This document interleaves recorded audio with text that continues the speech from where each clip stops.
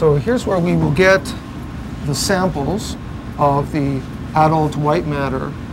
We will then break the tissue apart, and we will put them into culture and study the types of proteins and hormones that are going to make them divide repeatedly. And then once they've grown up to a certain extent, we will take them out and study their ability to make the new myelin. And this is what tells us what we will ultimately try to use in people to get their resident oligodendrocyte progenitor cells to divide repeatedly. And therefore make new cells and, make new myelin. Make new myelin and so on and so on. So they're now analyzing how some of these new proteins that we've been testing, to what extent they've been able to increase the numbers of new oligodendrocyte progenitor cells. The prolactin you were telling us about. So you're introducing the prolactin into...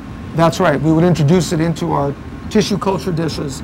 And after a period of time, once the hormones have had a chance to increase the production of the new cells that make myelin, we will be able to analyze that with the analysis systems that we have. Then, ultimately, we would take that information and begin to test it in experimental animals, where they also have those resident oligodendrocyte progenitor cells. If it works in the animals, then we're beginning with our colleagues in the clinics to plan what the clinical trials will look like.